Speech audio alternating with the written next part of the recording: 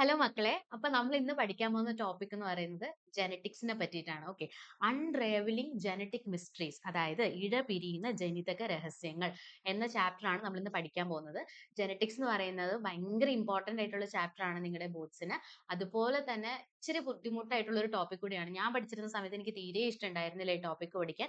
പക്ഷെ മനസ്സിലാക്കി പഠിച്ചു കഴിഞ്ഞാൽ നമുക്ക് ഭയങ്കര ഇൻട്രസ്റ്റിംഗ് ആയിട്ടും ഭയങ്കര ഈസി ആയിട്ടും ഈ ചാപ്റ്റർ നമുക്ക് പഠിക്കാം. സോ നമുക്ക് ഇൻട്രസ്റ്റിംഗ് ആയിട്ട് മനസ്സിലാക്കി നമുക്ക് ഈ ചാപ്റ്റർ പഠിക്കാം. ഓക്കെ, സോ നമ്മൾ ഈ ചാപ്റ്ററിനെ പറ്റി പഠിക്കുന്നതിന് മുന്നേ അവർ പറയുന്നുണ്ട് ആദ്യമേ ജനറ്റിക് മിസ്റ്ററീസ് ആണ്. എന്തുകൊണ്ടാണ് മിസ്റ്ററീസ് എന്ന് അറിയോ? ഇപ്പോഴും നമ്മൾ പഠിച്ചുകൊണ്ടിരിക്കുന്ന ഒരു ഫീൽഡാണ് ജനറ്റിക്സ് എന്ന് പറയുന്നത്. അത്രയും ഇൻട്രസ്റ്റിംഗ് ആയിട്ടുള്ള ഒരു ഫീൽഡാണ്. എന്താണ് ജനറ്റിക്സ്? അതിൽ നമ്മൾ ആദ്യം അറിയേണ്ടത്. അപ്പൊ എന്താണ് ജനറ്റിക്സ് അല്ലെങ്കിൽ എന്താണ് ജനിതക ശാസ്ത്രം എന്ന് നമ്മൾ ആദ്യം പഠിക്കണം. അപ്പൊ എന്താണ് ജനറ്റിക്സ്? ജനറ്റിക്സ് പഠിക്കുന്നതിന് മുന്നേ നമ്മൾ രണ്ട് കാര്യങ്ങൾ അറിഞ്ഞിരിക്കണം. ഹെറിഡിറ്റിയെ പറ്റി അറിഞ്ഞിരിക്കണം, വേരിയേഷൻസിനെ പറ്റി അറിഞ്ഞിരിക്കണം. അതായത് പാരമ്പര്യവും വ്യതിയാനങ്ങൾ, ഇത് രണ്ടിനെയും പറ്റി നമ്മൾ ആദ്യമേ അറിഞ്ഞിരിക്കണം. എന്നാലേ ജനറ്റിക്സ് എന്താന്ന് പറഞ്ഞാൽ നമുക്ക് മനസ്സിലാവുള്ളൂ. അപ്പൊ നമുക്ക് പഠിക്കാം എന്താണ് ഹെറിഡിറ്റി. ഹെറിഡിറ്റി എന്ന് പറയുമ്പോഴത്തേക്കും ഇപ്പൊ നമ്മൾ ഏതെങ്കിലും ഒരു കുരുത്തം കെട്ട കുട്ടിയെ കണ്ടാൽ നമ്മൾ എന്താ പറയാ? ഓ, അവന്റെ അച്ഛന്റെ സ്വഭാവമായിരിക്കും അല്ലെങ്കിൽ അവന്റെ അമ്മയുടെ സ്വഭാവമായിരിക്കും എന്നാ പറയാ അല്ലെ? അപ്പൊ നമ്മൾ ചില കാര്യങ്ങൾ നമ്മൾ പറയും നമുക്ക് പാരന്റ്സിന്റെ സൈഡിൽ നിന്ന് കിട്ടിയതാന്ന് നമ്മൾ പറയും അല്ലെ? നമ്മുടെ പാരന്റ്സിൽ നിന്ന് നമുക്ക് കിട്ടിയ കുറച്ച് കാര്യങ്ങളുണ്ട്, അതാണ് ഹെറിഡിറ്റി. നമ്മുടെ പാരന്റ്സ് നമുക്ക് കിട്ടുന്ന കാര്യങ്ങളാണ് ഹെറിഡിറ്റി.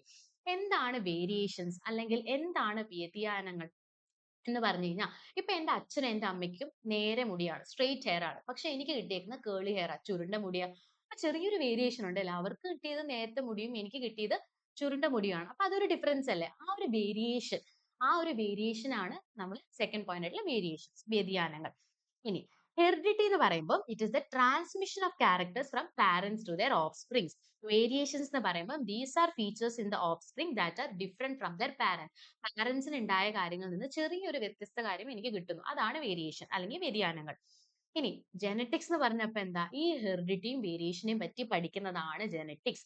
അതായത് the branch of science which deals with heredity and variation is known as genetics അല്ലെങ്കിൽ ജനിതക ശാസ്ത്രം. അപ്പൊ പാരമ്പര്യവും വ്യതിയാനങ്ങളെയും പറ്റി പഠിക്കുന്നതാണ് ജനിതക ശാസ്ത്രം. ഇനി എല്ലാ കാര്യങ്ങൾക്കും ഒരു ടോപ്പ് ആളുണ്ടാവും അല്ലെ? നമ്മൾ കെമിസ്ട്രിയിൽ എന്തോരം പഠിക്കുന്നു, അത് അതാ പുള്ളിക്കാരനാണ് ഇതിന്റെ ഫാദർ, ഇതാണ് ഇതിന്റെ ഫാദർ, ഇതാണ് ഇതിന്റെ ടോപ്പ് എന്ന് നമ്മൾ പഠിക്കില്ലേ? അപ്പൊ ജനറ്റിക്സും വെറുതെ പൊട്ടിമുളച്ചുണ്ടായതല്ലല്ലോ, ആരോ കണ്ടുപിടിച്ചാണ് കഷ്ടപ്പെട്ടല്ലേ. ആരാ അപ്പൊ ഇത് കണ്ടുപിടിച്ചത്? ആരാ ഇതിന്റെ top? Gregor Johann Mendel is known as the father of genetics. പുള്ളിക്കാരനാണ് നമ്മൾ ഫാദർ ഓഫ് ജനറ്റിക്സ് എന്ന് വിളിക്കുന്നത്. വെറുതെ വിളിക്കില്ല അല്ലെ? പുള്ളിക്കാരൻ എന്തൊക്കെയോ ചെയ്തിട്ടുണ്ട്, എന്തൊക്കെയോ പണിയെടുത്തിട്ടുണ്ട്. അതുകൊണ്ടാണ് നമ്മൾ പുള്ളിക്കാരനെ ഫാദർ ഓഫ് ജനറ്റിക്സ് എന്ന് വിളിക്കുന്നത്. എന്ത് പണിയായിരിക്കും പുള്ളിക്കാരൻ എടുത്തിട്ടുണ്ടാവുക? പുള്ളിക്കാരൻ പീ പ്ലാന്റിൽ ഒരു ഹൈബ്രിഡൈസേഷൻ എക്സ്പെരിമെന്റ് നടത്തി. ഹൈബ്രിഡൈസേഷൻ എക്സ്പെരിമെന്റ് പുള്ളിക്കാരൻ പീ പ്ലാന്റിൽ നടത്തി. ഒരു ടോൾ പ്ലാന്റും ഒരു ഡ്വാർഫ് പ്ലാന്റിനെയും ക്രോസ് ബ്രീഡ് ചെയ്തു. രണ്ടുപേരെയും ഒന്നിച്ചു കൊണ്ടുവന്നു ഒരു പ്ലാന്റ് ഉണ്ടാക്കി. എന്നിട്ട് അവര് തമ്മിൽ വീണ്ടും ബ്രീഡ് ചെയ്യിപ്പിച്ച് വേറെ കുറച്ച് പ്ലാന്റ്സിന് ഉണ്ടാക്കി. അപ്പം പുള്ളിക്കാരൻ മനസ്സിലായി ചില കാര്യങ്ങൾ മുകളിൽ നിന്ന് താഴേക്ക് വരുന്നുണ്ട്, പക്ഷെ ചില കാര്യങ്ങൾ അങ്ങനെ വരുന്നില്ല. അപ്പൊ എന്തൊക്കെയോ ഒരു ഇതുണ്ട്. അപ്പം പുള്ളിക്കാരനാണ് ഇതിന്റെ ജനറ്റിക്സിന്റെ കോറ് ആദ്യം നമ്മുടെ മുന്നിലേക്ക് ഇട്ട് തരുന്നത്. അപ്പം പുള്ളിക്കാരൻ എന്താ ചെയ്തത് നമുക്കിനി പഠിക്കാം. ഇത് ഒരു പോയിന്റ് ഭയങ്കര ഇമ്പോർട്ടന്റ് ആണ്. ഇത് ഇവിടെ വരുന്ന ഈ ഫീനോടൈപ്പ് ജീനോടൈപ്പ് ഈ ഒരു പോർഷൻ, ഈ ഒരു ബോക്സ് ഉണ്ടല്ലോ, ഇത് ഭയങ്കര ഇമ്പോർട്ടന്റ് ആണ്. നമ്മൾ സാധാരണ ഇത് വായിച്ചിട്ട് പോകും എല്ലാവരും ചെയ്യാറ്. എന്നിട്ട് അവിടെ ചെല്ലുമ്പോൾ എഴുതുമ്പോഴത്തേക്കും ഇതൊന്നും വരില്ല, ഇത് നമ്മളെല്ലാം മറന്നു പോകും. അപ്പം ഇത് എഴുതി പഠിച്ചിട്ട് വേണം നമ്മളിത് ഈ ബോക്സിലാക്കി എഴുതി പഠിച്ച് ബ്രാക്കറ്റ് ഉള്ളതൊക്കെ എന്താന്ന് ക്ലിയർ ആയിട്ട് എഴുതി പഠിച്ചു കഴിഞ്ഞാൽ സുഖമായിട്ട് നമുക്ക് മാർക്ക് സ്കോർ ചെയ്യാം. അപ്പൊ നമുക്ക് പഠിക്കാം പുള്ളിക്കാരൻ എന്താ ചെയ്തതെന്ന്. അപ്പോ Gregor Johann Mendel is known as the father of genetics. നേരത്തെ പറഞ്ഞില്ലേ, because of his inferences from the hybridization experiments in pea plant. pea plant scientific name എന്താ? പൈസം സറ്റൈവം. നമ്മൾ കുറെ സയന്റിഫിക് നെയിംസ് പഠിക്കുന്നില്ലേ? അപ്പൊ നമ്മൾ എപ്പോഴും കേൾക്കുന്നതാണ് ഈ പീ പ്ലാന്റിന്റെ സയന്റിഫിക് നെയിം എന്താ? പൈസം സറ്റൈവം. From 1856 to 1863. കണ്ടോ, എത്ര കാലം ആള് ഈ ഇതിനെപ്പറ്റി പഠിച്ചു. അതുകൊണ്ടാണ് നമ്മൾ ആളെ ഫാദർ ഓഫ് ജെനറ്റിക്സ് എന്ന് വിളിക്കുന്നത്. ഇത്രയും കാലം അത്രയും പണിയെടുത്തുകൊണ്ടാണ് നമ്മൾ പുള്ളിക്കാരനെ ഫാദർ ഓഫ് ജെനറ്റിക്സ് എന്ന് വിളിക്കുന്നത്. അപ്പം 1856 മുതൽ 1863 വരെ ആളൊരു പീ പ്ലാന്റിൽ ഒരു ഹൈബ്രിഡൈസേഷൻ എക്സ്പെരിമെന്റ് നടത്തി. അപ്പം ഇനി ആ എക്സ്പെരിമെന്റിനെ പറ്റി നമുക്ക് പഠിക്കാം. ആ എക്സ്പെരിമെന്റ് ആൾ എന്തൊക്കെയാണ് കൺസിഡർ ചെയ്തത്, എങ്ങനെയാണ് ചെയ്തതെന്നൊക്കെ നമുക്ക് പഠിക്കണ്ടേ. ആൾ എന്താ കൺസിഡർ ചെയ്യുന്ന അറിയോ? One pair of contrasting traits. Contrasting traits എന്ന് പറയുമ്പോൾ കംപ്ലീറ്റ്ലി ഡിഫറെന്റ് ആയിട്ടുള്ള ട്രേറ്റ്. ഇപ്പൊ ഒരെണ്ണം ടോൾ ആണെങ്കിൽ ഒരെണ്ണം ഡോർഫ്, പൊക്കമുള്ളതും ഉയരം കൂടിയതും ഉയരം കുറഞ്ഞതും. ആ രണ്ട് കോൺട്രാസ്റ്റിംഗ് പെയർ ഗാർഡൻ പീ പ്ലാന്റിലെ രണ്ട് കോൺട്രാസ്റ്റിംഗ് പെയർസ് എടുത്തിട്ടാണ് ആൾ ഈ എക്സ്പെരിമെന്റ് കണ്ടക്ട് ചെയ്തത്. ആൾക്ക് എക്സ്പെരിമെന്റ് കണ്ടക്ട് ചെയ്തപ്പം 3 പൊക്കത്തിലുള്ള പ്ലാന്റും ഒരെണ്ണം ചെറിയ പ്ലാന്റും കിട്ടി. അപ്പൊ അങ്ങനെ കിട്ടണമെങ്കിൽ ആൾക്ക് കൺഫ്യൂഷൻ ആയിട്ടുണ്ടാവില്ലേ? പെട്ടെന്ന് ഇങ്ങനെ എന്താ കിട്ടുക? ഒരെണ്ണം പൊക്കത്തിലുള്ളതും ഒരെണ്ണം ചെറുതും അങ്ങനെ. ഒന്നിലെ എല്ലാം പൊക്കത്തിലുള്ളതായിരിക്കണം, അല്ലെങ്കിൽ എല്ലാം ചെറുതായിരിക്കണം. രണ്ട് മിക്സ് വന്നപ്പോൾ ആൾക്കൊരു ഡൗട്ട് അടിച്ചു. അപ്പൊ ആള് ചെയ്ത് നോക്കിയ ഒരു സംഭവമാണ് ഇത്. ഓക്കെ. ഈ ബോക്സിൽ നമ്മൾ ഇനി കാണാൻ പോകുന്നത്. ആൾ എന്ത് ചെയ്തു? ആൾ ആദ്യം ഒരു ടോൾ പ്ലാന്റ് എടുത്തു. ഇത് എൻ്റെ കൂടെ എഴുതി പോയി കഴിഞ്ഞാൽ നിങ്ങൾക്ക് നല്ല ഓർമ്മയുണ്ടാവും എക്സാമിന്. ഓക്കെ. ആൾ ആദ്യം ഒരു ടോൾ പ്ലാന്റ് എടുത്തു. പിന്നെ ആൾ ഒരു ഡ്വാർഫ് പ്ലാന്റ് എടുത്തു. ഇതിൽ ക്യാപിറ്റൽ ടി കണ്ടോ നിങ്ങൾ? ഈ ക്യാപിറ്റൽ ടി ആണ് ഡോമിനന്റ് ട്രേറ്റ്. ഓക്കെ. അതായത് ഉയരം കൂടിയത് ക്യാപിറ്റൽ ടി, അതാണ് ഡോമിനന്റ് ട്രേറ്റ്. ചെറിയ ടി എന്താ അപ്പോ? Recessive trait. ഓക്കെ. ഇനി ഇവർ രണ്ടുപേരെയും തമ്മിൽ ക്രോസ് ബ്രീഡ് ചെയ്യിപ്പിച്ചു. രണ്ടുപേരെയും ഒന്നിപ്പിച്ചു.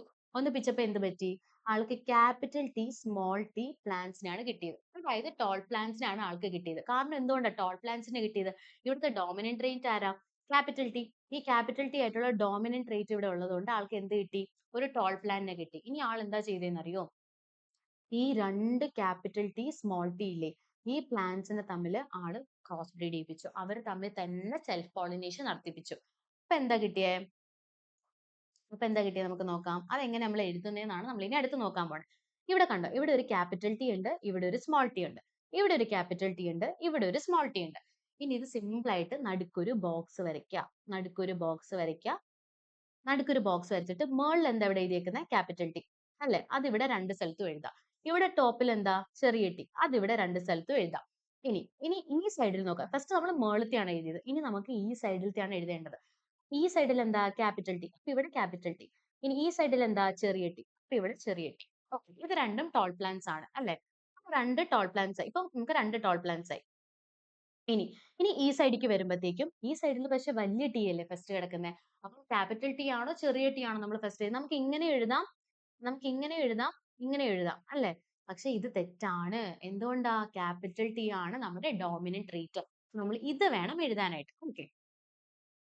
അപ്പൊ നമ്മള് ഇവിടെ ഇവിടെ എന്താ എഴുതണം? ഇത് നമ്മൾ എഴുതിയിരിക്കുന്നത് തെറ്റല്ലേ? അപ്പൊ നമ്മൾക്ക് ഇത് മാറ്റിയിട്ട് ക്യാപിറ്റൽ ടി സ്മോൾ ടി. പിന്നെ എന്താ ഇവിടെ രണ്ടാമത് വരുന്നത് എന്താ? ചെറിയ ടി. ചെറിയ ടി നമ്മൾ ഇവിടെ എഴുതു. കണ്ടോ ഇവിടെ എഴുതിയപ്പോ എന്താ ഇത്? ഇത് ചെറിയ പ്ലാന്റ് ഡോർഫ അല്ലെ? കാരണം എന്താ? രണ്ടും റെസസീവ. അപ്പൊ ഇതിന്നൊരു കാര്യം മനസ്സിലായില്ലേ? റെസസീവ് ട്രേറ്റ് വരുമ്പോ ആ ചെറിയ പ്ലാന്റ് ആവണമെങ്കിൽ രണ്ടും റെസസീവ് ആയിരിക്കണം. പക്ഷെ ഡോമിനന്റിന് അങ്ങനെ ഇല്ല അല്ലെ? ക്യാപിറ്റൽ ടി ചെറിയ ടി വന്നാലും പ്ലാന്റ് ടോൾ തന്നെയാണ്.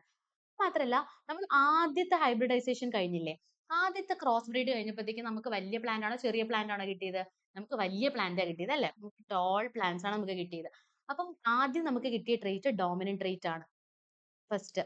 അപ്പൊ ഇതിന്റെ അകത്ത് ഇരുന്ന റെസസീവ് ട്രേറ്റ് എന്ത്? അതിവിടെ ഒളിച്ചിരിക്കുകയാണ് അല്ലെ? നമ്മൾ കാണുമ്പോൾ പ്ലാന്റ് ടോൾ ആണ്. പക്ഷേ ആളുടെ ഉള്ളിൽ ആര് ഒളിച്ചിരിപ്പുണ്ട്? ഒരു റെസസീവ് ട്രേറ്റ് ഒളിച്ചിരിപ്പുണ്ട്. ഈ റെസസീവ് ട്രേറ്റ് നമ്മൾ എപ്പോഴാണ് കണ്ടു തുടങ്ങിയത്?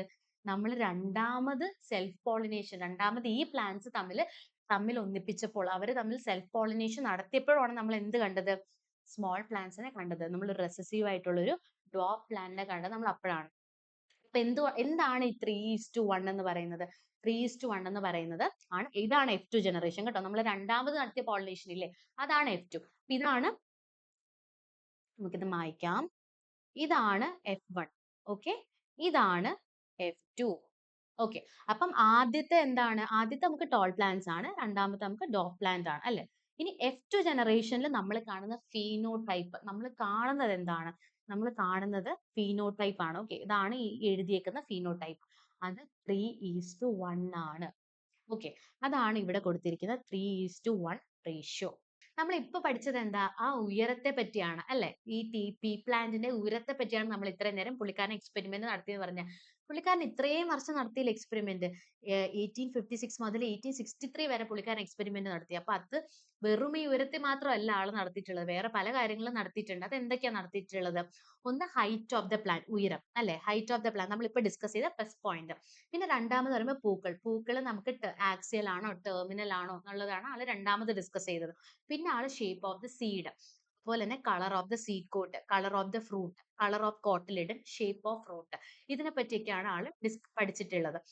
അപ്പം ഇത് സിമ്പിൾ ആയിട്ട് നമുക്ക് ഓർത്തേക്കാം. ആദ്യം പ്ലാന്റിനെ പറ്റി നോക്കി. പ്ലാന്റിൽ പിന്നെ എന്തൊക്കെയാ ഉള്ളത്?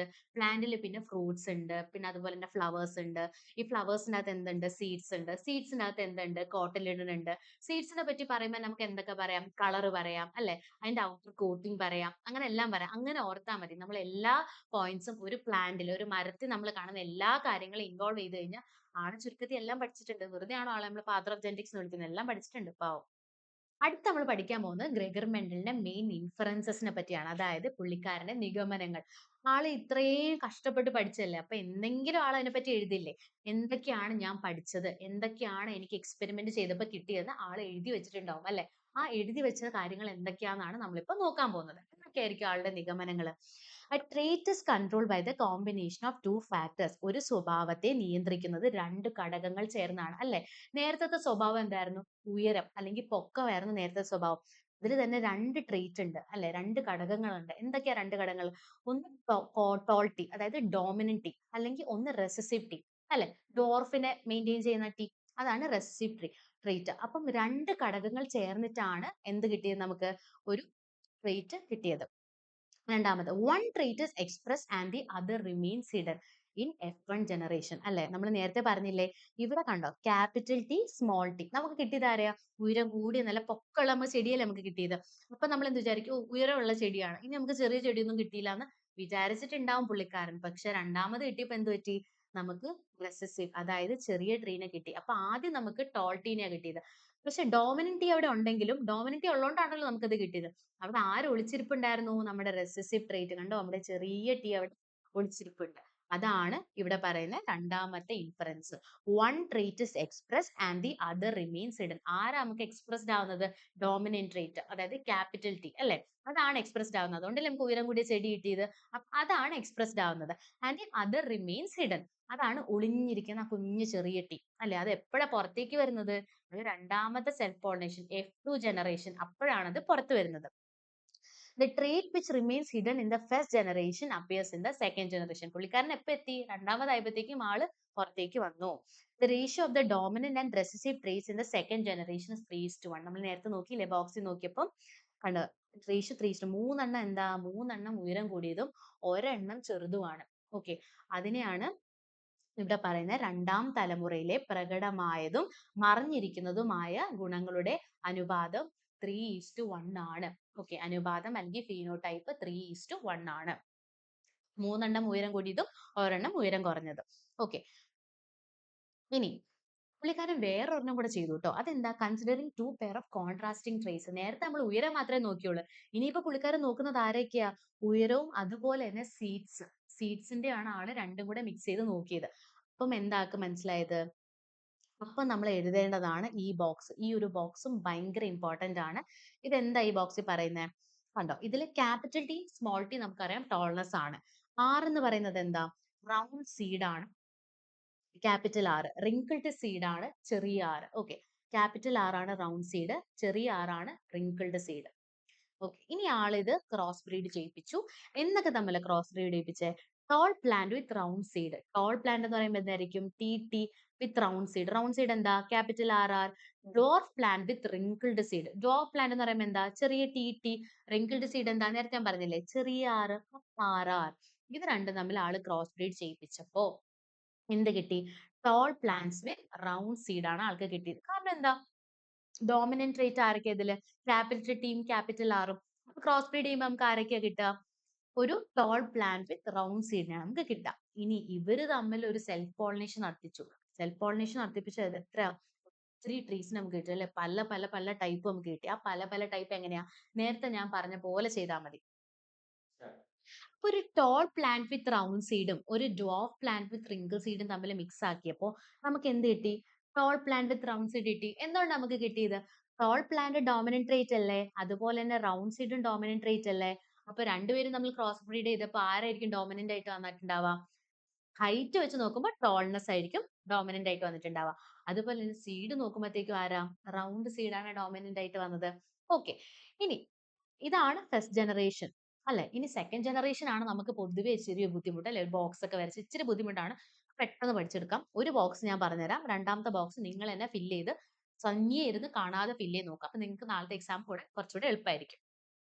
എങ്ങനെയൊക്കെ നമുക്ക് സ്പ്ലിറ്റ് ചെയ്യാം? ഇപ്പൊ നമുക്ക് കിട്ടിയേക്കുന്നത് എന്താ? TTRR അല്ലെ? ഇനി നമ്മൾ എന്തൊക്കെയാ യൂസ് ചെയ്തിരുന്നെ? ക്യാപിറ്റൽ ടി യൂസ് ചെയ്തു, ചെറിയ ടി യൂസ് ചെയ്തു, അതുപോലെ തന്നെ ക്യാപിറ്റൽ ആറും യൂസ് ചെയ്തു, ചെറിയ ആറും യൂസ് ചെയ്തു.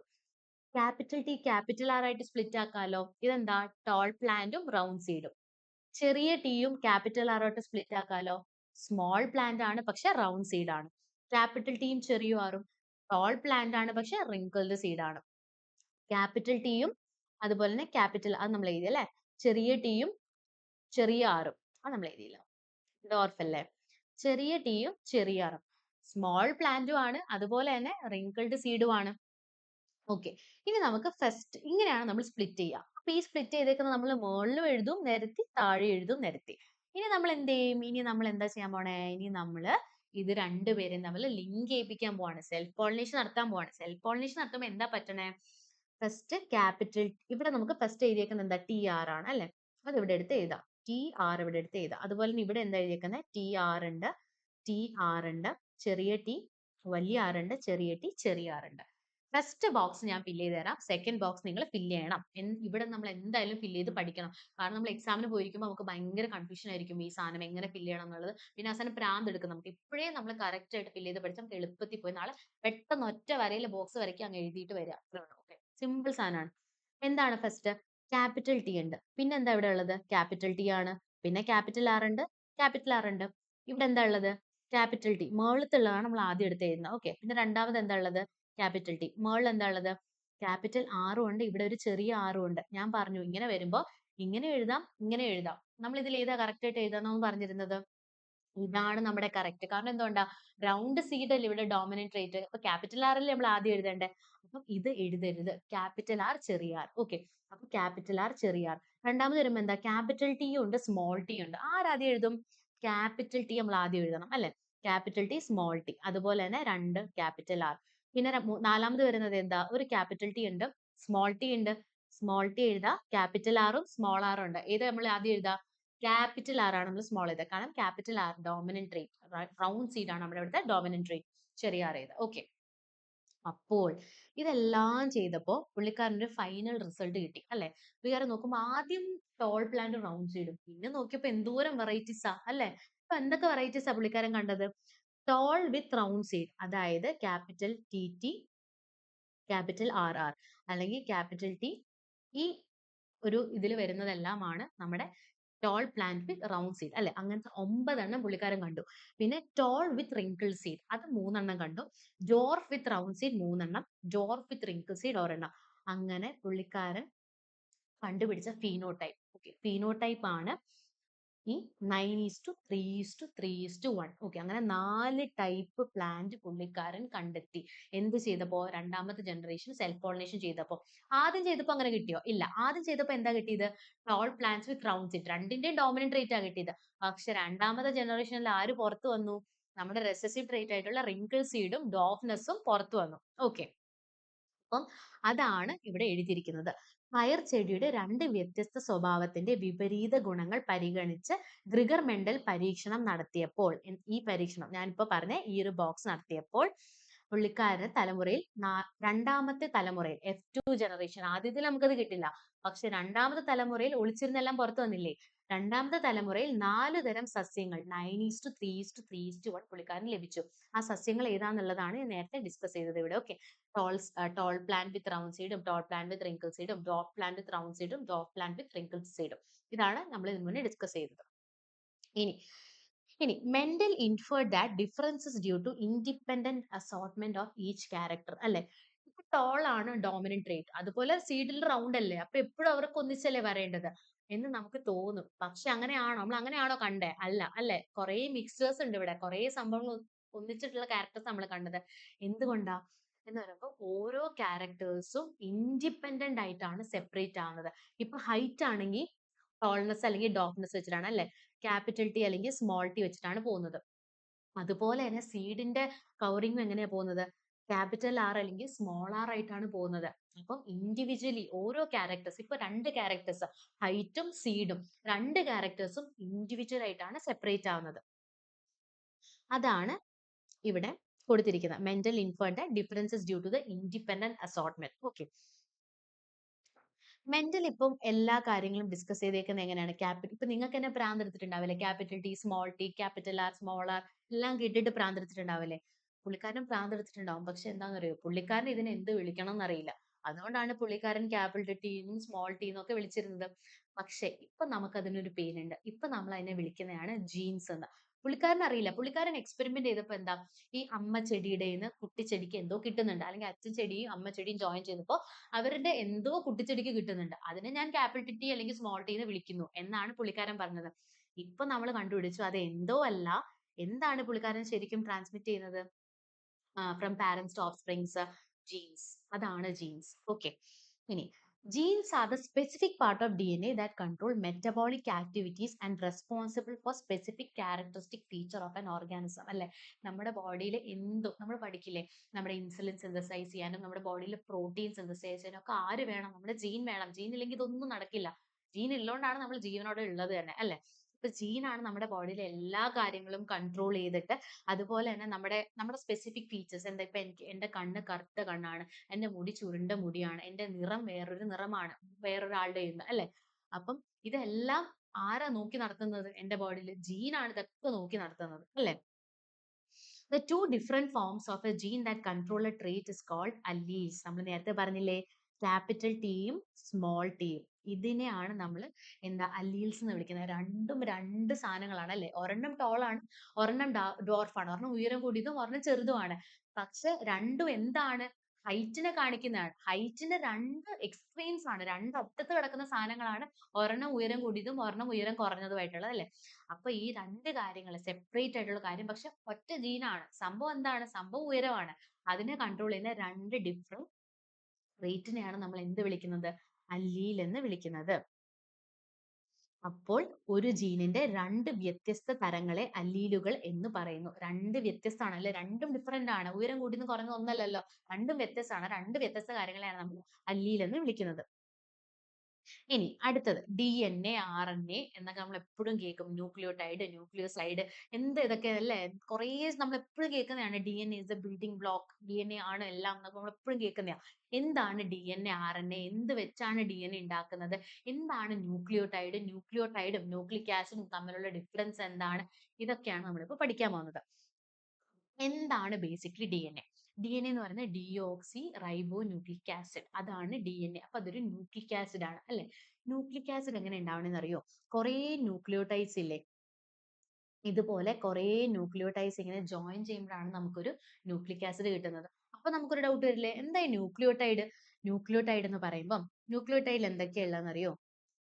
ന്യൂക്ലിയോടൈഡില് ഷുഗർ ഉണ്ട്, ഫോസ്ഫേറ്റ് ഗ്രൂപ്പ് ഉണ്ട്, 4 ടൈപ്പ് ഓഫ് നൈട്രജൻ ബേസ് ഉണ്ട്. അപ്പൊ ഷുഗർ, ഫോസ്ഫേറ്റ്, നൈട്രജൻ ബേസ്. അതുപോലെ തന്നെ ഇതെല്ലാം കൂടി ചേരുമ്പോഴാണ് നമ്മൾ അതിനെ എന്ത് വിളിക്കുന്നത്? ന്യൂക്ലിയോടൈഡ് എന്ന് വിളിക്കുന്നത്. ഇനി ഏതൊക്കെ നൈട്രജൻ ബേസസ് ആണ് ഉള്ളത്? DNA-യിലും RNA-യിലും ഒക്കെ ഒരു നൈട്രജൻ ബേസ് ആണോ? എല്ലാം സെയിം ആണോ? DNA, RNA എന്ന് പറയുമ്പോൾ അതിന്റെ രണ്ട് തമ്മിൽ എന്തൊക്കെയോ ഡിഫറൻസ് ഉണ്ട്, അല്ലെ? എന്താ നമ്മൾ അറിഞ്ഞിരിക്കേണ്ടത്? ഫസ്റ്റ് എന്ന് പറയുന്നത് നമ്പർ ഓഫ് സ്ട്രാൻഡ്സ് ആണ്. ഇനി ഞാൻ അടുത്ത് പഠിപ്പിക്കാൻ പോകുന്നത് DNA-യുടെ സ്ട്രക്ചറിനെ പറ്റിയിട്ടാണ്. അപ്പൊ DNA-യുടെ സ്ട്രക്ചർ എന്താ? ഒരു ഹെലിക്കൽ സ്ട്രക്ചർ ആണ്, അല്ലെ? ഹെലിക്കൽ സ്ട്രക്ചറിൽ എന്താണ്? ഇപ്പോൾ രണ്ട് സ്ട്രാൻഡ്സ് ഉണ്ട്, കണ്ടോ? രണ്ട് സ്ട്രാൻഡ്സ് ഉണ്ട്. പക്ഷേ RNA-യിൽ എന്താ? ഇതുപോലെ ഒറ്റ സ്ട്രാൻഡേ ഉള്ളൂ. ഓക്കെ, ഇതാണ് RNA-യുടെ, ഇതാണ് ഫസ്റ്റ് പോയിന്റ് കൊടുക്കുന്നത്, നമ്പർ ഓഫ് സ്ട്രാൻഡ്. അപ്പൊ DNA-യിൽ രണ്ടെണ്ണം ഉണ്ട്, RNA-യിൽ ഒരെണ്ണേ ഉള്ളൂ. ടൈപ്പ് ഓഫ് ഷുഗർ പേരിൽ തന്നെ ഉണ്ട്, ഡിയോക്സി റൈബോ ന്യൂക്ലിക് ആസിഡ്. മറ്റേതോ റൈബോ ന്യൂക്ലിക് ആസിഡ്. അപ്പൊ ന്യൂക്ലിക് ആസിഡ് കട്ട് ചെയ്ത് കഴിഞ്ഞാൽ നമുക്ക് ആരെ കിട്ടും? Deoxyribose. ഓക്കെ, ഇപ്പൊ ribonucleic acid, nucleic acid cut ചെയ്ത് നമുക്ക് ആരെ കിട്ടും? റൈബോസിനെ കിട്ടും. ഇപ്പൊ ഡിയോക്സി റൈബോസും ആണ് ഇതിലെ ഷുഗർ. ഇനി നൈട്രജൻ ബേസ്, വെരി ഇമ്പോർട്ടന്റ്. എങ്ങനെയാണ് നമ്മൾ ഡിഫറൻഷിയേറ്റ് എന്ന് പറഞ്ഞാൽ ഈ നൈട്രജൻ ബേസ് വെച്ചിട്ടാണ് നമ്മൾ സംഭവത്തിനെ ഡിഫറൻഷിയേറ്റ് ചെയ്യുന്നത്. 4 നൈട്രജൻ ബേസ് ഉണ്ടെന്ന് ഞാൻ പറഞ്ഞില്ലേ, അതില് adenine, thymine, cytosine, guanine. Okay, ഈ 4 ഏതിൽ കാണുന്നത്? ഡിയോക്സി റൈബോ ന്യൂക്ലിക് ആസിഡ്, DNA-യിൽ നമ്മൾ കാണുന്നത്. അപ്പൊ RNA-യിൽ എന്തൊരു ഡിഫറൻസ് ഉണ്ട്, അല്ലെ? എന്താ ഡിഫറൻസ്? RNA-യിൽ തൈമിൻ ഇല്ല, RNA-യിൽ യുറാസിൽ ആണുള്ളത്. ഈ ഒരൊറ്റ ഡിഫറൻസേ ഉള്ളൂ. ആദ്യം നമ്മൾ എത്ര സ്ട്രാൻഡ്സ് ഉണ്ടെന്ന് നോക്കി, പിന്നെ നമ്മൾ ഏതൊക്കെ ഷുഗർ ഉള്ളതാന്ന് നോക്കി, പിന്നെ നമ്മൾ 4 ടൈപ്പ് ബേസ് ഏതൊക്കെയാ നോക്കി. ഓക്കെ, ഇത്രയേ ഉള്ളൂ. സിമ്പിൾ ആണ്, കണ്ടോ? നമുക്ക് ഡിഫറൻസ് കിട്ടിയില്ലേ? ഇനി നമുക്ക് അടുത്ത ടോപ്പിക്കിലേക്ക് പോവാം. ഞാൻ നേരത്തെ പറഞ്ഞ പോലെ nucleotides are the basic unit of nucleic acid. Nucleotides ഇങ്ങനെ കൂട്ടി ആരുണ്ടാക്കുന്നു? ന്യൂക്ലിക് ആസിഡിനെ ഉണ്ടാക്കുന്നു. ന്യൂക്ലിയോടൈഡ്സിൽ ആരൊക്കെ ഉണ്ട്? ഫോസ്ഫേറ്റ് ഗ്രൂപ്പ് ഉണ്ട്, ഷുഗർ ഉണ്ട്, അതുപോലെ തന്നെ 4 നൈട്രജൻ ബേസസ് ഉണ്ട്. ഇനി നെക്സ്റ്റ് ഞാൻ നേരത്തെ പറഞ്ഞില്ലേ DNA സ്ട്രക്ചറിനെ പറ്റി. DNA ഇപ്പൊ എന്ത് ടൈപ്പ് ഓഫ് സ്ട്രക്ചർ ആണ്? DNA is A helical structure molecule. അതായത് ഇങ്ങനെ സ്പൈറലി കോയിൽ ചെയ്തിട്ടുള്ള ഒരു സ്ട്രക്ചർ ആണ്. അതിന്റെ 3D വേർഷനെയാണ് നമ്മൾ ഹെലിക്കൽ എന്ന് വിളിക്കുന്നത്. ഓക്കെ, ഒരു ഡിസൈൻ പേരാന്നേ ഉള്ളൂ. സംഭവം സിമ്പിൾ ആണ്. സംഭവം ഇങ്ങനെ ഒരു സ്പൈറൽ സാധനമാണ്. ഇങ്ങനെ ഒരു സ്പൈറൽ സാധനമാണ്. ഒരെണ്ണേ ഉള്ളോ? ഒരെണ്ണം ഉള്ളത് എവിടെയാ? RNA യില. ഇവിടെ എത്ര ഉണ്ട്? ഇവിടെ 2 എണ്ണം ഉണ്ട്. കണ്ടോ? ഇവിടെ 2 എണ്ണം ഉണ്ട്. അപ്പം DNA is a double helical structure molecule. ഇത് വെറുതെ ഉണ്ടായതല്ലല്ലോ, ചുമ്മാ ആരൊക്കെയോ കണ്ടുപിടിച്ചിട്ടുണ്ട്. ആരാ ഇത് കണ്ടുപിടിച്ചത്? In 1953 James Watson and Francis Crick proposed this model. ഇവർ രണ്ടുപേരുമാണ് ഇങ്ങനെയാണ് DNA അറേഞ്ച് ചെയ്തിരിക്കുന്നത്, ചുമ്മാ ഇങ്ങനെ കിടക്കല്ല എന്ന് പറഞ്ഞത് ഇവർ രണ്ടുപേരുമാണ്. അപ്പം എന്തൊക്കെയാണ് നമ്മൾ DNA സ്ട്രാൻഡിൽ കാണുന്നത്? 2 long strands of DNA contain deoxyribose, sugar ആയി, phosphate ആയി, and its steps are made of pair of nitrogen base. അല്ലെ, ഇവർ തമ്മിൽ ഒരു കണക്ഷൻ ഇല്ലേ? ഈ ഒരു കണക്ഷൻ കണ്ടോ ഇവിടെ? കണ്ടോ? നല്ല അടിപൊളി ഡയഗ്രാം കണ്ടോ? ഇവിടെ ഇവര് തമ്മിൽ ഒരു കണക്ഷൻ ഉണ്ട് അല്ലെ? ഈ കണക്ഷൻ എങ്ങനെയാ? ഈ കണക്ഷൻ നൈട്രജൻ പെയർസ് തമ്മിലാണ്. അതായത് ഇപ്പൊ നമ്മൾ സ്റ്റെപ്പിൽ പോകുമ്പോൾ 2 ഇങ്ങനെ റെയിൽ ഉണ്ടാവും അല്ലെ? നമ്മൾ പിടിച്ചു പോകുന്ന 2 സാധനം ഉണ്ടാവും. പക്ഷെ അതിന്റെ നടുക്ക് നമ്മൾ നടന്നു പോകുന്ന ആ സ്റ്റെപ്പ് ഇല്ലേ? ആ നടന്നു പോകുന്ന സ്റ്റെപ്പാണ് ശരിക്കും ജോയിൻ ചെയ്യുന്ന ആ ഒരു സ്ട്രെങ്ത് തരുന്നത് അല്ലെ? അതുപോലാണ് ഇവിടെ കണ്ടോ? സ്റ്റെപ്പ് പോലെയല്ലേ കാണാൻ? അതുപോലാണ് ഇവിടുത്തെ നൈട്രജൻ ബേസ്. നമ്മൾ നടന്നു പോകുന്ന ആ സംഭവമാണ് ഇവിടെ നൈട്രജൻ ബേസ്. 2 നൈട്രജൻ ബേസും തമ്മിൽ ഒന്നിച്ച് നിൽക്കുകയാണ് അവിടെ ടൈറ്റ് ആയിട്ട് അല്ലെ? അതാണ് അതിന്റെ ജോയിനിങ് പോയിന്റ്. നെക്സ്റ്റ്, അപ്പൊ ഞാൻ പറഞ്ഞു 2 നൈട്രജൻ ബേസസ് തമ്മിലാണ് ഒന്നിച്ച് നിൽക്കുക. 2 നൈട്രജൻ ബേസസ് അവർക്ക് ഇഷ്ടമുള്ള പോലെയാണോ നിൽക്കുന്നത്? അല്ല, അവർ തമ്മിൽ ഓൾറെഡി ഒരു റൂൾ ഉണ്ട്, ഒരു പെയറിംഗ് റൂൾ ഉണ്ട്. നീ ഇയാളുടെ കൂടെ റൂൾ ആവുള്ളൂ. ഒരു അറേഞ്ച്ഡ് മാരേജ് സെറ്റപ്പ് അല്ലെ? നീ ഇവന്റെ കൂടെ പെയർ ആയാൽ മതി, നീ ഇവന്റെ കൂടെ പെയർ ആയാൽ മതി എന്ന് പറഞ്ഞ് നമ്മൾ ഓൾറെഡി കൊടുത്തിട്ടുണ്ട്. അപ്പൊ ആരൊക്കെയാണ് അറേഞ്ച്ഡ് മാരേജ് സെറ്റപ്പ്? അതാണ് നമ്മൾ അടുത്തത് നോക്കാൻ പോകുന്നത്. അഡിനിനും തൈമിനുമാണ് ആ പെയർ. സൈറ്റോസിനും ഗുവാനിനുമാണ് ആ പെയർ. ഇവര് തമ്മിലാണ് പാർട്ണർഷിപ്പ്. ഇവര് തമ്മിലാണ് ഒന്നിച്ചിനി അങ്ങോട്ട് കഴിയേണ്ടത്. ഓക്കെ, ഇനി നമുക്കൊന്ന് വായിക്കാം. നമ്മൾ ഇതുവരെ വായിച്ച് പഠിച്ചത്.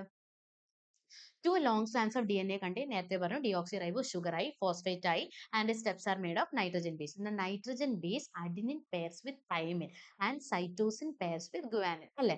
അഡിനിന്റെ പാർട്ണർ ആരാ? തൈമിൻ. സൈറ്റോസിന്റെ പാർട്ണർ ആരാ? ഗുവാനിൻ. മറക്കരുത്. ഓക്കെ, ഭയങ്കര ഇമ്പോർട്ടന്റ് ആണ്, മാറിപ്പോരുത്. In other words, DNA is made up of 4 kinds of nucleotide. അതായത് 4 ടൈപ്പ് ഓഫ് ന്യൂക്ലിയോടൈഡ് ഉണ്ട്. ഈ ന്യൂക്ലിയോടൈഡിന്റെ പേര് എങ്ങനെ കിട്ടുന്നതെന്ന് അറിയോ? അവരുടെ നൈട്രജൻ ബേസ് വെച്ചിട്ടാണ് അവർക്ക് ഈ പേര് കിട്ടുന്നത്. ഓക്കെ, അപ്പം അഡിനിൻ ആണ് വരുന്നതെങ്കിൽ അഡിനിൻ ന്യൂക്ലിയോടൈഡ്. അപ്പൊ അഡിനിൻ ന്യൂക്ലിയോടൈഡ്സ് ഇങ്ങനെ അടിഞ്ഞടിഞ്ഞടിഞ്ഞു പോകും. അപ്പൊ അവർ പോകുമ്പോഴത്തേക്കാണ് നമുക്ക് ന്യൂക്ലിക് ആസിഡ് കിട്ടുന്നത്. തൈമിൻ ന്യൂക്ലിയോടൈഡ്സ് ഇങ്ങനെ പോകുമ്പോഴാണ് നമുക്ക് ഒരു ന്യൂക്ലിക് ആസിഡ് കിട്ടുന്നത്. അതുപോലെ സൈറ്റോസിൻ ന്യൂക്ലിയോടൈഡ്, ഗുവാനിൻ ന്യൂക്ലിയോടൈഡ്. അപ്പൊ ന്യൂക്ലിയോടൈഡിന്റെ പേര് കിട്ടുന്നത് എങ്ങനെയാണ്? Based on the nitrogen bases. ബേസസിന്റെ പേരിലാണ് നമുക്ക് എന്ത് കിട്ടുന്നത്? ന്യൂക്ലിയോടൈഡിന്റെ പേര് കിട്ടുന്നത്. അപ്പൊ 4 ടൈപ്പ് ഓഫ് ന്യൂക്ലിയോടൈഡ് ഉണ്ട്. 4 ടൈപ്പ് നമ്മളെ പറ്റി അതിനെ പറ്റി പഠിച്ചു. Next, single stranded nucleic acid RNA is made up of 4 different type of nucleotides. അല്ലെ? 4 different types of nucleotides. ഏതൊക്കെയാണ്? റൈബോ ഷുഗർ ഉണ്ട്, ഫോസ്ഫേറ്റ് ഗ്രൂപ്പ് ഉണ്ട്. നൈട്രജൻ ബേസിൽ വരുന്ന ഡിഫറൻസ് എന്താ? തൈമിൻ ഇല്ല, യുറാസിൽ ഉണ്ട്. തൈമിൻ ഇല്ല, യുറാസിൽ ഉണ്ട്. ഭയങ്കര ഇമ്പോർട്ടന്റ് ആണ്, ഓർത്ത് വെക്കണം. One of the major difference between DNA and RNA എന്താ? തൈമിൻ ഉണ്ട്, യുറാസിൽ ഇല്ല. Okay, RNA involve in the protein synthesis as directed by the DNA. DNA പറയുന്നത് പോലെയാണ് RNA പോയി കാര്യങ്ങൾ ചെയ്യുന്നത് അല്ലെ? ഒരു പഴയ സിസ്റ്റം, ഒരു ഹസ്ബൻഡ് വൈഫ്, ഹസ്ബൻഡ് പറയുന്ന പോലെ വൈഫ് വേണം എന്നുള്ള സംഭവമില്ലേ? അതിൽ ഹസ്ബൻഡ് ആണ് ഇവിടെ DNA, RNA ആണ് വൈഫ്. പണ്ടത്തെ ആട്ടോ, ഇപ്പൊ അങ്ങനെയല്ല. ഇപ്പം ഗേൾസ് ഒക്കെ ഭയങ്കര സ്ട്രോങ് ആണ്. അപ്പം DNA പറയുന്ന പോലെ RNA ചെയ്യണം. ഓക്കെ, അപ്പം DNA പറയുന്ന പോലെ RNA പോയിട്ട് പ്രോട്ടീൻ ഉണ്ടാക്കും. RNA വേണത്തെ മേജർ ഫംഗ്ഷൻ എന്താ? പ്രോട്ടീൻ ഉണ്ടാക്കുക എന്നുള്ളതാണ്. ഇനി ജീൻ ആക്ഷൻ കണ്ടോ? അവരുടെ ജീൻ ആക്ഷൻ ആണ് നമ്മൾ അടുത്ത് ഡിസ്കസ് ചെയ്യാൻ പറ്റുന്നത്. ഞാൻ ഇത്രയും നേരം ജീൻസിനെ പറ്റി പറഞ്ഞു. നമുക്ക് അത് കിട്ടും. ജീൻസ് ആണ് നമ്മുടെ മെറ്റബോളിക്, നമ്മളെ ആക്റ്റീവ് ആയിട്ട് കീപ്പ് ചെയ്യുന്ന നമ്മുടെ ഫീച്ചേഴ്സ് ഒക്കെ ജീനാണ് കൺട്രോൾ ചെയ്യുന്നത്. ഇതിന് എന്തോ ഒരു ഫംഗ്ഷൻ ഉണ്ട്. ചുമ്മാ ഇത് വന്ന് കൺട്രോൾ ചെയ്യലല്ലോ. ഇത് എന്തൊക്കെയോ ചെയ്യുന്നുണ്ട്. എന്തൊക്കെയോ ചെയ്തിട്ടാണ് നമുക്ക് ഇതൊക്കെ നടക്കുന്നത് നമ്മുടെ ബോഡിയിൽ. എന്താ ഇത് ചെയ്യുന്നത് നമ്മുടെ ബോഡിയിൽ? നമുക്ക് അതിനെ പറ്റി പഠിക്കാം. Genes which are specific parts of DNA. കണ്ടോ? DNA യിലെ കണ്ടോ? ഇതിപ്പോ ഒരു DNA. ഇത്രയും നല്ലൊരു ഡയഗ്രാം ഇവിടെ ഇരിക്കില്ല. നമുക്ക് അതിൽ തന്നെ വരയ്ക്കാം. ഈ ഒരു DNA ഉണ്ട്. ഇതാണ് ഒരു DNA എന്ന് വിചാരിക്കുക. ഓക്കെ. ഈ DNAയിൽ ഈ പോർഷൻ ഒരു ജീൻ ആയിരിക്കും. ഈ പോർഷൻ ഒരു ജീൻ ആയിരിക്കും. ഈ പോർഷൻ ഒരു ജീൻ ആയിരിക്കും. അങ്ങനെ ഓരോ പോർഷൻ ഓരോ ജീനിനെയാണ് കൺട്രോൾ ചെയ്യുന്നത്. ഓക്കെ. അപ്പോ genes which are specific parts of the DNA. DNAയുടെ സ്പെസിഫിക് പാർട്സ് ആണ് ആര്? Gene. Act through synthesising proteins. ഞാൻ നേരത്തെ പറഞ്ഞില്ലേ DNA ആരാവും? RNA ആവും. RNA എന്തുണ്ടാക്കും? പ്രോട്ടീൻ ഉണ്ടാക്കും. Proteins. Proteins are formed in the ribosome. ചുമ്മാ പോയി സെല്ലിൽ അങ്ങ് ഉണ്ടാക്കല്ല. അവര് RNA ഉണ്ടായതിനു ശേഷം അത് റൈബോസോമിൽ പോയതിനു ശേഷം റൈബോസോമിലാണ് RNA ആരുണ്ടാക്കുന്നത്? പ്രോട്ടീൻസിനെ ഉണ്ടാക്കുന്നത്. ഓക്കെ. ഇനി proteins are formed in the ribosome. അപ്പം RNA റൈബോസോമിൽ പോയിട്ടല്ലേ പ്രോട്ടീൻസ് ഉണ്ടാക്കുന്നത്. പ്രോട്ടീൻസ് എവിടെ ഉണ്ടാവുന്നത്? റൈബോസോമിലാണ് ഉണ്ടാവുന്നത്. Different types of RNA are involve in this process. Okay. കുറേ ടൈപ്സ് ഓഫ് RNA ഉണ്ട്. mRNA, tRNA, rRNA, അങ്ങനെ കുറേ ടൈപ്സ് ഓഫ് RNA ഉണ്ട്. ഇനി സ്റ്റേജസ് ഓഫ് പ്രോട്ടീൻ സിന്തസിസ്. എങ്ങനെയാണ് ഈ പ്രോട്ടീൻ ഉണ്ടാവുന്നതാണ് നമ്മൾ അടുത്തത് നോക്കാൻ പോകുന്നത്. എങ്ങനെയാണ് ഇത് ഉണ്ടാവുന്നത്? സിമ്പിൾ സ്റ്റെപ്പ് ആണ്. DNA unwind. അൺവൈൻഡ് എന്ന് പറയുമ്പോൾ എന്താ? DNA ആദ്യം ഇങ്ങനെ പൊട്ടി നിൽക്കുകയാണ് അല്ലേ? അടുപ്പിച്ച് നിൽക്കുകയാണ്. ആര് കാരണം? ആ രണ്ട് കാർഡ്നേഴ്സ് നൈട്രജൻ ബേസ് ആണെങ്കിൽ അടുപ്പിച്ച് നിൽക്കുകയാണ്. അതിനെ സ്പ്ലിറ്റ് ചെയ്യുക. അതിനെയാണ് അൺവൈൻഡിങ് എന്ന് പറയുന്നത്. അത് സ്പ്ലിറ്റ് ചെയ്തതിന് ശേഷം ആരുണ്ടാവും? mRNA ഉണ്ടാവും. ഓക്കെ. അപ്പൊ DNA സ്പ്ലിറ്റ് ആയി. DNA സ്പ്ലിറ്റ് ആയപ്പോൾ തന്നെ ആരായി? സിംഗിൾ സ്റ്റാൻഡേർഡ് ആ. അപ്പൊ ആരാ അത്? സിംഗിൾ സ്റ്റാൻഡേർഡ് RNA ആയി. ഈ RNA നെ വിളിക്കുന്നതാണ് mRNA അല്ലെങ്കിൽ മെസ്സഞ്ചർ RNA നമ്മൾ വിളിക്കുന്നത്. mRNA reaches outside the nucleus. ഞാൻ പറഞ്ഞില്ലേ സെല്ലിന്റെ അകത്തല്ല, ന്യൂക്ലിയസിനകത്താണ് ആര് കിടക്കുന്നത്? നമ്മുടെ DNA കിടക്കുന്നത്. ഇതൊരു സെല്ലാണെങ്കിൽ സെല്ലിന്റെ ന്യൂക്ലിയസിനകത്താണ് നമുക്ക് ആരെ കാണുന്നത്? DNA നെ കാണുന്നത്. ഈ DNA ആരായി? mRNA. ഈ mRNA എങ്ങോട്ട് വന്നു? പുറത്ത് വന്നു. അപ്പൊ mRNA എവിടെ കിടക്കണേ? പുറത്ത് കിടക്കണു. എവിടെ? ന്യൂക്ലിയസിന് പുറത്ത് കിടക്കുന്നു. ഇനി mRNA റീച്ചസ് ദ റൈബോസോം. കണ്ടോ? റൈബോസോം വേറെ നല്ല റൈബോസോം. നമുക്ക് റൈബോസോമിലേക്ക് വരുന്നു. ആര് വരുന്നു? റൈബോസോമിലേക്ക് mRNA വരുന്നു. കണ്ടോ? ഈ mRNA റൈബോസോമിലേക്ക് വരുന്നു. റൈബോസോമിൽ എന്താ ഉണ്ടാവുന്നത്? നമ്മൾ പഠിച്ച പ്രോട്ടീൻ ഉണ്ടായി. ഇപ്പൊ റൈബോസോമിൽ പ്രോട്ടീൻ ഉണ്ടായി. എങ്ങനെ പ്രോട്ടീൻ ഉണ്ടായത്? Based on the information in the mRNA. Amino acid. പ്രോട്ടീൻസിന്റെ ബേസിക് ബിൽഡിംഗ് ബ്ലോക്ക് ആരാ? ബിൽഡിംഗ് ബ്ലോക്ക് പ്രോട്ടീൻസ് എന്ന് പറയുന്നത് അമിനോ ആസിഡ്സ് ആണ്. അപ്പൊ mRNAയിൽ നമുക്ക് പ്രോട്ടീൻ ഉണ്ടാക്കണമെങ്കിൽ, mRNAന്ന് നമുക്ക് പ്രോട്ടീൻ ഉണ്ടാക്കണമെങ്കിൽ, എവിടെ ഉണ്ടാക്കണമെങ്കിൽ? റൈബോസോമിൽ ഉണ്ടാക്കണമെങ്കിൽ എന്ത് വേണം അവിടെ പ്രോട്ടീൻ ഉണ്ടാക്കാൻ? ആരെ വേണം നമുക്ക് പ്രോട്ടീൻ ഉണ്ടാക്കാൻ? അമിനോ ആസിഡ്സിനെ വേണം. അപ്പൊ അമിനോ ആസിഡ് ആരെങ്കിലും ഇങ്ങോട്ട് പിടിച്ചോണ്ട് വരണം അല്ലെ? റൈബോസോമിലേക്ക്. അത് ആരാ പിടിച്ചോണ്ട് വരുന്നത്? tRNA. പേരിൽ തന്നെ ഉണ്ട്. ട്രാൻസ്ഫർ RNA അല്ലെ? mRNA Messenger RNA. Messenger RNA message കൊടുക്കുകയാണ്. എനിക്ക് അമിനോ ആസിഡ് താ എന്ന് പറഞ്ഞ് മെസ്സേജ് കൊടുക്കുക. അപ്പം ട്രാൻസ്ഫർ RNA. എന്റെ ജോലി എന്താ? ട്രാൻസ്ഫർ ചെയ്യുക. അപ്പൊ ഞാൻ അമിനോ ആസിഡ്സിനെ വന്ന് ട്രാൻസ്ഫർ ചെയ്തു. നിന്റെ മെസ്സേജ് പ്രകാരം നിനക്ക് കൊണ്ടുവന്ന് തന്നു. ഓക്കെ. അപ്പൊ ട്രാൻസ്ഫർ ചെയ്തു. അമിനോ ആസിഡിനെ റൈബോസോമിലേക്ക് ട്രാൻസ്ഫർ ചെയ്തു. അങ്ങനെ റൈബോസോം ബൈൻഡ്സ് അമിനോ ആസിഡ്. ഈ റൈബോസോമിലേക്ക് വന്ന് എന്താ? ഈ mRNAയുടെ മെസ്സേജ് പ്രകാരം അമിനോ ആസിഡ്സ് ബൈൻഡ് ചെയ്യുമ്പോൾ ഈ അമിനോ ആസിഡ്സ് തമ്മിൽ ലിങ്കിങ് ഉണ്ടാവും. ഇതിന്റെ സ്റ്റെപ്പ് ഒക്കെ നിങ്ങൾ ഡീറ്റെയിൽ ആയിട്ട് +2 പഠിക്കും. നല്ല ഇൻട്രസ്റ്റിംഗ് ആണ് അതിന്റെ ഫോർമേഷൻ ഒക്കെ. ഓക്കെ. അങ്ങനെ ഉണ്ടാകുമ്പോഴാണ് നമുക്ക് ആരെ കിട്ടുന്നത്? നമുക്ക് പ്രോട്ടീൻസിന് കിട്ടുന്നത്. ഓക്കെ. അപ്പൊ നമുക്ക് ആരുണ്ടായി? നമ്മുടെ ബോഡിയിൽ പ്രോട്ടീൻസ് ഉണ്ടായി. ഇനി mRNA എന്ന് പറയുന്നത് എന്താ? Messenger RNA. tRNA എന്ന് പറയുന്നത് ട്രാൻസ്ഫർ RNA. rRNA ആണ് റൈബോസോമൽ RNA. ഞാൻ നേരത്തെ പറഞ്ഞില്ല. റൈബോസോമിന്റെ അകത്ത് വരുന്ന RNAസിനാണ്, ഈ റൈബോസോമിന്റെ അകത്ത് ഉണ്ടായ ഈ RNAസിനാണ് rRNA എന്ന് വിളിക്കുന്നത്. ഓക്കെ. അപ്പം ഇതാണ് നമ്മുടെ എന്താ ബേസിക്കലി പ്രോട്ടീൻ സിന്തസിസ് അല്ലെങ്കിൽ ജീൻ ആക്ഷൻ. നമ്മുടെ ജീൻ ചുമ്മാ ഉണ്ടായതല്ലല്ലോ, ഇതൊരു ഫംഗ്ഷൻ ചെയ്യാൻ വേണ്ടിയിട്ടല്ലേ. പുള്ളിക്കാരന്റെ ഫംഗ്ഷൻ നമ്മൾ പഠിച്ചു. ഇനി അടുത്ത എന്താ? സെക്സ് ഡിറ്റർമിനേഷൻ ഇൻ മാൻ അല്ലെങ്കിൽ മനുഷ്യനിലെ ലിംഗനിർണ്ണയം അല്ലെ? നമ്മുടെ ഹോസ്പിറ്റലിലൊക്കെ എഴുതി വെക്കും ലിംഗനിർണ്ണയം ഇവിടെ നിരോധിച്ചിരിക്കുന്നു അല്ലെ? അപ്പം സെക്സ് ഡിറ്റർമിനേഷൻ. എങ്ങനെയാണ് സെക്സ് ഡിറ്റർമിൻ ചെയ്യുന്നത്? സാധാരണ നമ്മൾ എന്താ പറയാറ്? അമ്മേനെ നമ്മൾ കുറ്റം പറയണം അല്ലെ? അമ്മയുടെ പ്രശ്നമാണ്, അമ്മ ആരാണ് പെൺകുട്ടി, അമ്മ ആരാണ് ആൺകുട്ടി എന്നൊക്കെ പണ്ടത്തെ കാലത്ത് നമ്മൾ കേട്ടിരുന്ന കാര്യമാണ്. ശരിക്കും അങ്ങനെയാണോ? എന്താണ് ഇതിനെ നിർണ്ണയിക്കുന്നത് എന്നാണ് നമ്മളിപ്പോ പഠിക്കാൻ പോകുന്നത്. നമ്മുടെ ബോഡിയിൽ, ഇപ്പൊ എന്റെ ബോഡിയിൽ, എന്റെ ശരീരത്തിൽ ഏത് സെൽ എടുത്താലും അതിൽ 46 ക്രോമസോംസ് ഉണ്ട്. അല്ലെങ്കിൽ 23 പെയർ. ഓക്കെ. 23 പെയർ അല്ലെങ്കിൽ 46 ക്രോമസോം. എന്റെ ഏത് ബോഡിയിൽ ഏത് സെൽ എടുത്താലും 46 ക്രോമസോംസ് ഉണ്ട്. In each cell. Okay. Out of which 44 are somatic chromosome. 44 എണ്ണം സൊമാറ്റിക് ക്രോമസോംസ് ആണ്. 44, അതായത് 22 പെയർ സൊമാറ്റിക് ക്രോമസോംസ് ആണ്. അപ്പം ബാക്കി 2 പേരോ? ബാക്കി 2 പേർ എന്താ? ബാക്കി 2 പേര് സോറി, ബാക്കി 1 പേര്. മാത്സിൽ ഇച്ചിരി വീക്ക് ആണ്. അപ്പം ബാക്കി 1 പേര്, അതായത് ബാക്കി 2 ക്രോമസോം, അതിനെയാണ് നമ്മൾ സെക്സ് ക്രോമസോം എന്ന് വിളിക്കുന്നത്. ഇപ്പൊ 46 ക്രോമസോമിൽ 44 സൊമാറ്റിക്കും ഒരെണ്ണം നമ്മുടെ ഒരു പേര് നമ്മുടെ സെക്സ് ക്രോമസോമും ആണ്. ഇനി സെക്സ് ക്രോമസോംസ് 2 ടൈപ്പ് ഉണ്ട്. അതായത് നമ്മുടെ ലിംഗനിർണ്ണയം എങ്ങനെയാണ് നിർണ്ണയിക്കുന്ന ആണാണോ പെണ്ണാണോ എന്നുള്ളത്?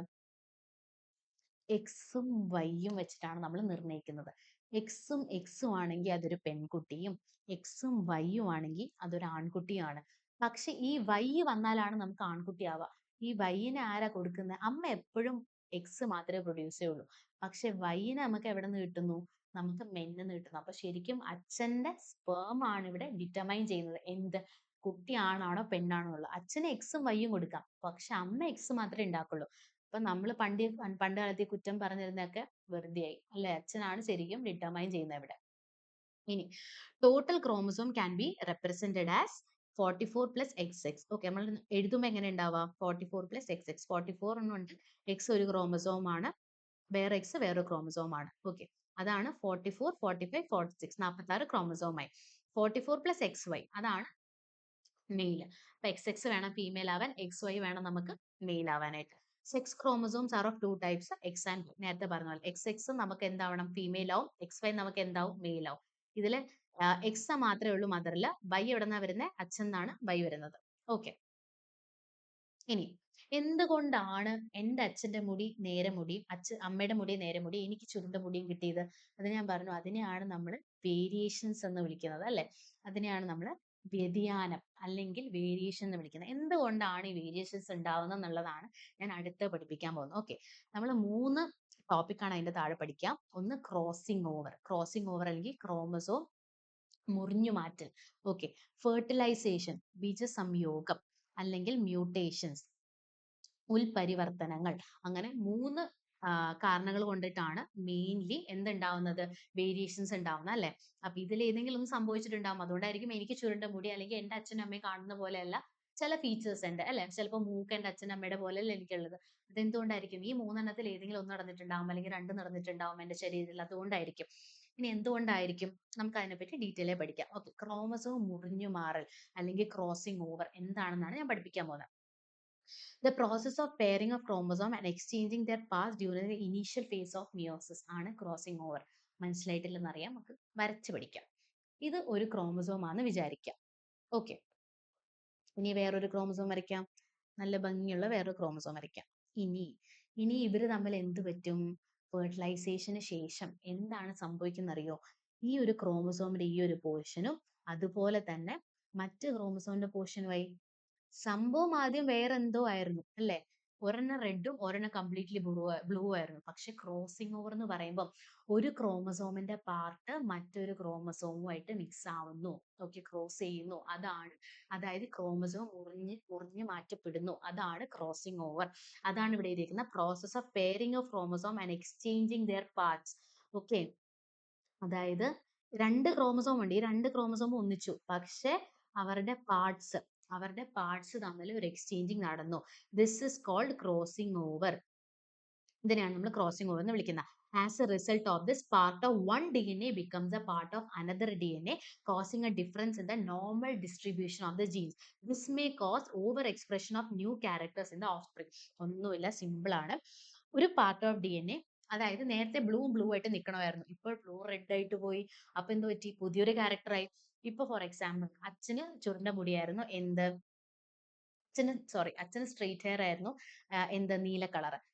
അമ്മയ്ക്ക് അമ്മയ്ക്ക് കുറച്ച് സ്ട്രെയിറ്റും കുറച്ച് ചുരുണ്ട മുടി, ഒരു വേവി ഹെയർ ആയിരുന്നു അമ്മയ്ക്ക്. പക്ഷെ രണ്ടും കൂടെ മിക്സ് ആയി, അച്ഛന്റെയും മിക്സ് ആയി അമ്മയുടെയും മിക്സ് ആയപ്പോഴത്തേ എനിക്ക് മൊത്തത്തിൽ ചുരുണ്ട മുടി കിട്ടി.